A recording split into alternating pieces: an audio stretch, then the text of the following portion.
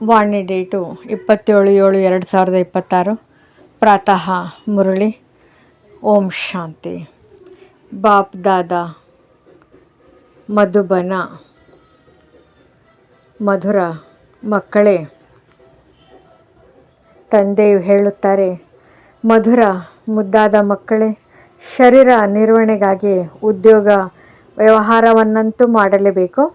ಶಾಲೆಯಲ್ಲಿ ವಿದ್ಯಾರ್ಥಿಗಳು ಓದಿ ಮತ್ತೆ ಮನೆಗೆ ಹೋದ ನಂತರವೂ ಓದುತ್ತಾರೆ, ಮನೆಯ ಕೆಲಸ ಕಾರ್ಯಗಳನ್ನು ಮಾಡುತ್ತಾರೆ. ಇಲ್ಲಿಯೂ ಹಾಗೆ. ಈ ವಿದ್ಯೆಯಲ್ಲಿ ನಿಮಗೆ ಯಾವುದೇ ಕಷ್ಟವಿಲ್ಲ. ಆ ವಿದ್ಯೆಯಲ್ಲಂತೂ ಎಷ್ಟೊಂದು ಸಬ್ಜೆಕ್ಟ್ಗಳಿರುತ್ತವೆ. ಇಲ್ಲಿ ಒಂದೇ ವಿದ್ಯೆ ಮತ್ತು ಒಂದೇ ಮಾತಾಗಿದೆ, ಮನ್ಮನ ಭವ. ಇದರಿಂದ ನಿಮ್ಮ ಪಾಪಗಳು ನಾಶವಾಗುತ್ತವೆ. ಭಗವಾನ್ ವಾಚ್ಯವಿದೆಯಲ್ಲವೇ? ಗೀತೆಯನ್ನು ಭಗವಂತನು ದ್ವಾಪರದಿಂದ ತಿಳಿಸಿದರೆಂದು ಅವರು ತಿಳಿದುಕೊಳ್ಳುತ್ತಾರೆ. ಆದರೆ ದ್ವಾಪರದಲ್ಲಿ ತಿಳಿಸಿ ಏನು ಮಾಡುತ್ತಾರೆ? ಕೃಷ್ಣನ ಚಿತ್ರದಲ್ಲಿ ಬರವಣಿಗೆಯು ಬಹಳ ಚೆನ್ನಾಗಿದೆ.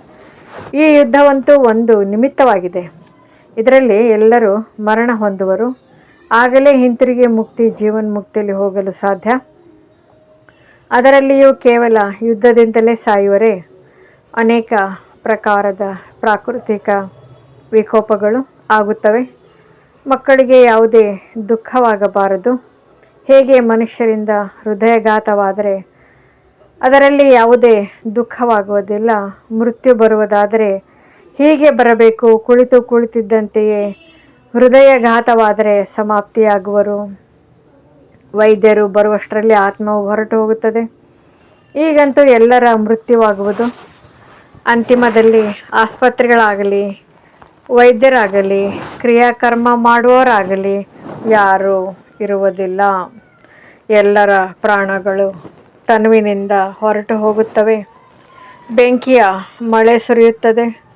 ಮೃತ್ಯುವಾಗುವುದರಲ್ಲಿ ತಡವಾಗುವುದಿಲ್ಲ. ಇಂತಹ ಬಾಂಬುಗಳನ್ನು ತಯಾರಿಸಬೇಕು. ಯಾವುದರಲ್ಲಿ ಮನುಷ್ಯರು ಬಹಳ ಬೇಗನೆ ಸಾಯಬೇಕೆಂದು ಪ್ರಯತ್ನಪಟ್ಟು ಇಂತಿಂತಹ ಬಾಂಬುಗಳನ್ನು ತಯಾರು ಮಾಡುತ್ತಿರುತ್ತಾರೆ. ಇನ್ನು ಆಧುನಿಕ ರೀತಿಯಲ್ಲಿ ಬಾಂಬುಗಳನ್ನು ತಯಾರಿಸುತ್ತಿರುತ್ತಾರೆ ಮತ್ತು ಇದು ಡ್ರಾಮಾದಲ್ಲಿ ನಿಗದಿಯಾಗಿದೆ. ಡ್ರಾಮಾದಲ್ಲಿ ಮಾಡಲ್ಪಟ್ಟ ಆಟವಾಗಿದೆ. ಕಲ್ಪಕಲ್ಪವು ವಿನಾಶವಾಗುತ್ತದೆ. ಸತ್ಯುಗದಲ್ಲಿ ನಿಮಗೆ ಈ ಜ್ಞಾನವಿರುವುದಿಲ್ಲ. ತಂದೆಯೇ ಬಂದು ಜ್ಞಾನ ಕೊಡಬೇಕಾಗಿದೆ. ಇದರಿಂದ ಸತ್ಯುಗದ ಸ್ಥಾಪನೆಯಾಗಿ ಬಿಟ್ಟರೆ ನಂತರ ಜ್ಞಾನದ ಮಾತೇ ಇರುವುದಿಲ್ಲ. ಮತ್ತು ಯಾವಾಗ ರಾವಣ ರಾಜ್ಯವು ಆರಂಭವಾಗುವುದು ಆಗ ಭಕ್ತಿಯು ಪ್ರಾರಂಭವಾಗುತ್ತದೆ. ಈಗ ಭಕ್ತಿಯು ಮುಕ್ತಾಯವಾಗುತ್ತದೆ. ನೀವು ಯೋಗ ಬಲದಿಂದ ಪಾವನರಾಗಬೇಕಾಗಿದೆ. ಪಾವನರಾದಾಗಲೇ ಸುಖಧಾಮ ಶಾಂತಿಧಾಮದಲ್ಲಿ ಹೋಗಲು ಸಾಧ್ಯ. ಇದಕ್ಕಾಗಿ ಚಾರ್ಟ್ ಇಟ್ಟುಕೊಳ್ಳಬೇಕಾಗಿದೆ. ಇದಂತೂ ನಿಮಗೆ ತಿಳಿದಿದೆ. ನಾವು ತಂದೆಯನ್ನು ನೆನಪು ಮಾಡಿ ಇಲ್ಲಿಯೇ ತಮೋ ಪ್ರಧಾನರಿಂದ ಸತೋ ಪ್ರಧಾನರಾಗಬೇಕಾಗಿದೆ. ಹೀಗೆ ಯಾವುದೇ ಶಾಸ್ತ್ರ ಇತ್ಯಾದಿಗಳಲ್ಲಿ ಬರೆದಿಲ್ಲ. ಮಕ್ಕಳು ಗೀತೆಯನ್ನು ಕೇಳಿದ್ರಿ. ಕೊನೆಗೂ ಭಾರತವಾಸಿಗಳು ಆ ದಿನ ಇಂದು ಬಂದಿತು. ಯಾವಾಗ ಮತ್ತು ಭಾರತವಾಸಿಗಳು ಪುನಃ ರಾಜಾದಿರಾಜರಾಗುತ್ತಾರೆ. ರಾಜರಿಗೂ ರಾಜರು ಅಥವಾ ಮಹಾರಾಜರಾಗುತ್ತೀರಿ. ನಂತರ ತ್ರೇತಾದಲ್ಲಿ ರಾಜಾರಾಣಿ ಇರುತ್ತಾರೆ. ಯಾರು ಪೂಜ್ಯ ಮಹಾರಾಜ ಮಹಾರಾಣಿಯಾಗಿದ್ದರೋ ಅವರೇ ದ್ವಾಪರದಲ್ಲಿ ವಾಮ ಮಾರ್ಗದಲ್ಲಿ ಬಂದು ಪೂಜಾರಿಗಳಾಗಿ ಬಿಡುತ್ತಾರೆ. ತಾವೇ ಪೂಜ್ಯರಿದ್ದವರು ತಾವೇ ಪೂಜಾರಿಗಳಾಗಿ ಬಿಡುತ್ತಾರೆ. ತಂದೆ ತಿಳಿಸುತ್ತಾರೆ, ನಾನು ಪೂಜಾರಿಯಾಗುವುದಿಲ್ಲ. ದೇವತೆಗಳು ಪೂಜ್ಯರಾಗುತ್ತಾರೆ, ನಾನಾಗುವುದಿಲ್ಲ.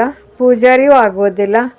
ಭಾರತವಾಸಿಗಳು ದೇವಿ ದೇವತೆಗಳ ಮಂದಿರವನ್ನು ಮಾಡಿ ಅವರ ಪೂಜೆ ಮಾಡುತ್ತಾರೆ. ಲಕ್ಷ್ಮೀ ನಾರಾಯಣ ಯಾರು ಮೊದಲು ಪೂಜ್ಯರಾಗಿದ್ದರೋ ಅವರೇ ಭಕ್ತಿ ಮಾರ್ಗದಲ್ಲಿ ಶಿವ ತಂದೆಯ ಪೂಜಾರಿಗಳಾಗುತ್ತಾರೆ. ಯಾವ ಶಿವ ತಂದೆಯ ಮಹಾರಾಜ ಮಹಾರಾಣಿಯರನ್ನಾಗಿ ಮಾಡಿದರೋ ಅವರಿಗೆ ನಂತರ ಮಂದಿರವನ್ನು ಕಟ್ಟಿಸಿ ಪೂಜೆ ಮಾಡುತ್ತಾರೆ. ಯಾರು ಕೂಡಲೇ ವಿಕಾರಿಗಳಾಗಿ ಬಿಡುವುದಿಲ್ಲ, ನಿಧಾನವಾಗಿ ಆಗುತ್ತಾರೆ. ದೇವತೆಗಳು ವಾಮ ಮಾರ್ಗದಲ್ಲಿ ಇಳಿಯುವ ಚಿತ್ರಗಳನ್ನು ತೋರಿಸುತ್ತಾರೆ. ಯಾರು ಪೂಜ್ಯ ಲಕ್ಷ್ಮೀ ನಾರಾಯಣರಾಗಿದ್ದರೋ ಅವರೇ ನಂತರ ಪೂಜಾರಿಗಳಾಗಿ ಬಿಡುತ್ತಾರೆ. ಮತ್ತು ಮೊಟ್ಟ ಮೊದಲು ಶಿವನ ಮಂದಿರವನ್ನು ಕಟ್ಟಿಸುತ್ತಾರೆ. ಆ ಸಮಯದಲ್ಲಿ ವಜ್ರಗಳನ್ನು ಕತ್ತರಿಸಿ ಪೂಜೆಗಾಗಿ ಲಿಂಗವನ್ನು ಮಾಡಿಸುತ್ತಾರೆ. ಪರಮಾತ್ಮನು ಚಿಕ್ಕ ಬಿಂದುವಾಗಿದ್ದಾರೆ ಎಂಬುದು ಯಾರಿಗೂ ತಿಳಿದಿಲ್ಲ. ಇದನ್ನು ನೀವೀಗ ತಿಳಿದುಕೊಂಡಿದ್ರಿ. ತಂದೆಯು ದೊಡ್ಡ ಲಿಂಗವಾಗಿಲ್ಲ. ಮಂದಿರಗಳನ್ನಂತೂ ಬಹಳ ಕಟ್ಟಿಸುತ್ತಾರೆ. ರಾಜರನ್ನು ನೋಡಿ ಪ್ರಜೆಗಳು ಸಹ ಅದೇ ರೀತಿ ಮಾಡುತ್ತಾರೆ. ಮೊಟ್ಟ ಮೊದಲು ಶಿವತಂದೆಯ ಪೂಜೆಯಾಗುತ್ತದೆ. ಅದಕ್ಕೆ ಅವ್ಯಭಿಚಾರಿ ಸತೋ ಪ್ರಧಾನ ಪೂಜೆ ಎಂದು ಹೇಳಲಾಗುತ್ತದೆ. ನಂತರ ಸತೋ ರಜೋ ತಮೋದಲ್ಲಿ ಬರುತ್ತದೆ. ನೀವು ಸಹ ರಜೋ ತಮೋದಲ್ಲಿ ಬಂದಿದ್ದಿರಿ. ಆದ್ದರಿಂದ ಹಿಂದೂಗಳೆಂದು ಹೆಸರನ್ನು ಇಟ್ಟುಕೊಂಡಿದ್ದಿರಿ. ಮೂಲತಃ ದೇವಿ ದೇವತೆಗಳಾಗಿದ್ದಿರಿ. ತಂದೆಯು ಹೇಳುತ್ತಾರೆ, ನೀವು ಮೂಲತಃ ದೇವಿ ದೇವತಾ ಧರ್ಮದವರಾಗಿದ್ದಿರಿ. ಆದರೆ ನೀವು ಬಹಳ ಪತಿತರಾಗಿ ಬಿಟ್ಟಿದ್ದಿರಿ. ಆದ್ದರಿಂದ ತಮ್ಮನ್ನು ದೇವತೆಗಳೆಂದು ಕರೆಸಿಕೊಳ್ಳಲು ಸಾಧ್ಯವಿಲ್ಲ, ಏಕೆಂದರೆ ಅಪವಿತ್ರರಾಗಿದ್ದರೆ. ಹಿಂದೂಗಳೆಂಬ ಹೆಸರಂತೂ ಬಹಳ ಕೊನೆಯಲ್ಲಿಡುತ್ತಾರೆ. ನೀವೀಗ ತಿಳಿದುಕೊಳ್ಳುತ್ತೀರಿ, ನಾವೇ ಪೂಜ್ಯರಾಗಿದ್ದೆವು. ಈಗ ಸಂಗಮಯುಗದಲ್ಲಿ ಮತ್ತೆ ಪೂಜ್ಯರೂ ಅಲ್ಲ, ಪೂಜಾರಿಗಳೂ ಅಲ್ಲ. ನೀವು ಏನು ಮಾಡುತ್ತೀರಿ? ಶ್ರೀಮತದಂತೆ ಪೂಜ್ಯರಾಗುತ್ತಿದ್ದಿರಿ, ಅನ್ಯರನ್ನು ಮಾಡುತ್ತಿದ್ದಿರಿ. ನೀವು ಬ್ರಾಹ್ಮಣರಾಗಿದ್ದರೆ ನಿಮ್ಮ ಆತ್ಮವು ಪವಿತ್ರವಾಗುತ್ತಾ ಹೋಗುತ್ತದೆ. ಪೂರ್ಣ ಪವಿತ್ರರಾದರೆ ಈ ಹಳೆಯ ಶರೀರವನ್ನು ಬಿಡಬೇಕಾಗುತ್ತದೆ. ತಂದೆಯು ಬಹಳ ಸಹಜ ರೀತಿಯಲ್ಲಿ ತಿಳಿಸುತ್ತಾರೆ. ವೃದ್ಧ ಮಾತೆಯರಿಗೆ ಧಾರಣೆಯಾಗುವುದಿಲ್ಲ. ತಂದೆಯು ಹೇಳುತ್ತಾರೆ, ಇದನ್ನಂತೂ ನೀವು ತಿಳಿದುಕೊಂಡಿದ್ದೀರಿ. ನಾವು ಆತ್ಮರಾಗಿದ್ದೇವೆ. ಆತ್ಮದಲ್ಲಿಯೇ ಒಳ್ಳೆಯ ಅಥವಾ ಕೆಟ್ಟ ಸಂಸ್ಕಾರವಿರುತ್ತದೆ. ಆತ್ಮವು ಏನೆಲ್ಲ ಕರ್ಮ ಮಾಡುವುದೋ ಅದನ್ನು ಇನ್ನೊಂದು ಜನ್ಮದಲ್ಲಿ ಅನುಭವಿಸಬೇಕಾಗುತ್ತದೆ. ತಂದೆಯು ಸಹ ಆತ್ಮಗಳೊಂದಿಗೆ ಮಾತನಾಡುತ್ತಾರೆ. ತಂದೆಯು ಹೇಳುತ್ತಾರೆ, ಹೇ ಮಕ್ಕಳೇ, ಆತ್ಮಾಭಿಮಾನಿಯಾಗಿರಿ. ನಿರಾಕಾರ ಶಿವ ತಂದೆಯು ನಿರಾಕಾರಿ ಆತ್ಮರಿಗೆ ಓದಿಸುತ್ತಾರೆ. ನಿರಾಕಾರ ತಂದೆಯಲ್ಲಿ ಜ್ಞಾನದ ಸಂಸ್ಕಾರವಿದೆ. ಅವರಿಗೆ ಶರೀರವಂತೂ ಇಲ್ಲ. ಆದ್ದರಿಂದ ಅವರು ಜ್ಞಾನಸಾಗರ ಪತಿತ ಪಾವನನಾಗಿದ್ದಾರೆ. ಅವರಲ್ಲಿ ಎಲ್ಲ ಗುಣಗಳಿವೆ. ತಂದೆಯು ಹೇಳುತ್ತಾರೆ, ನಾನು ಬಂದು ನೀವು ಮಕ್ಕಳನ್ನು ಪಾವನರನ್ನಾಗಿ ಮಾಡುತ್ತೇನೆ. ಯುಕ್ತಿಯು ಎಷ್ಟು ಸಹಜವಾಗಿದೆ.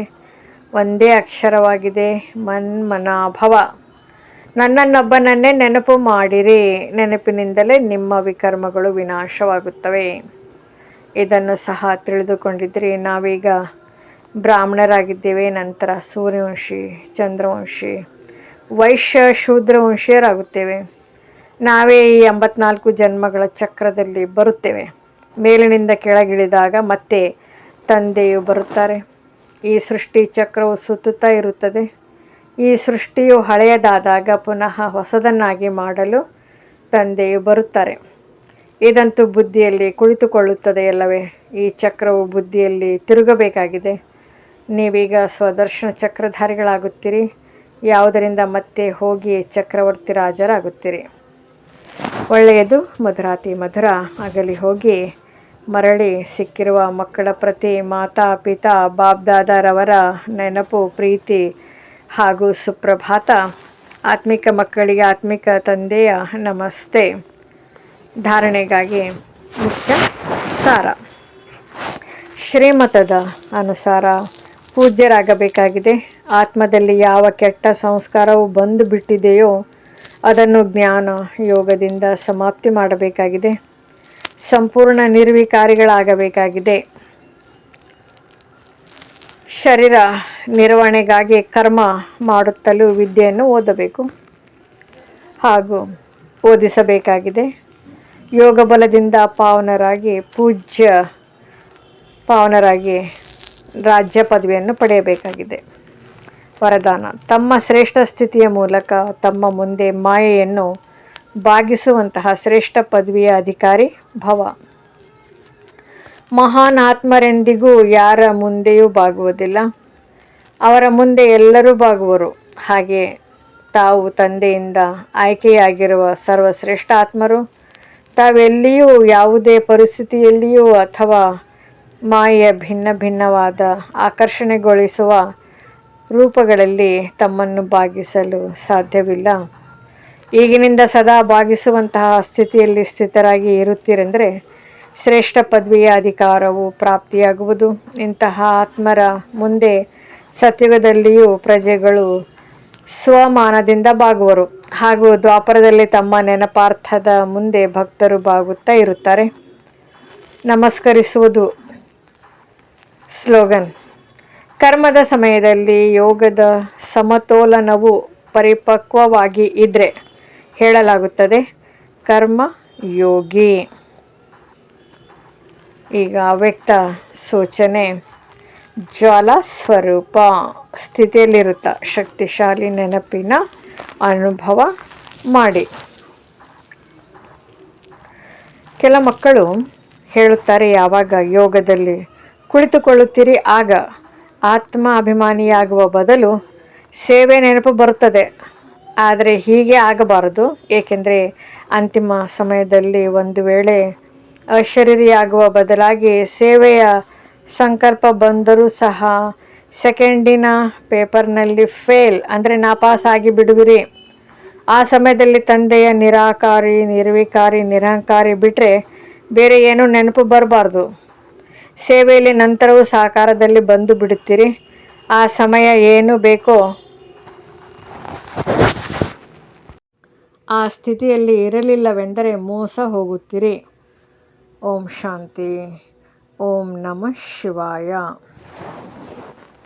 ನಮ್ಮ ಚಾನೆಲ್ ವಿಡಿಯೋಗಳ ಹೆಚ್ಚಿನ ಮಾಹಿತಿಗಾಗಿ ಸಬ್ಸ್ಕ್ರೈಬ್ ಬಟನ್ಗೆ ಕ್ಲಿಕ್ ಮಾಡಿ ನಮ್ಮ ಚಾನೆಲ್ಗೆ ಸಬ್ಸ್ಕ್ರೈಬ್ ಮಾಡಿ. ಈ ವಿಡಿಯೋ ಇಷ್ಟವಾದಲ್ಲಿ ಲೈಕ್ ಮಾಡಿ, ಶೇರ್ ಮಾಡಿ ಹಾಗೂ ಕಮೆಂಟ್ ಮಾಡಿ.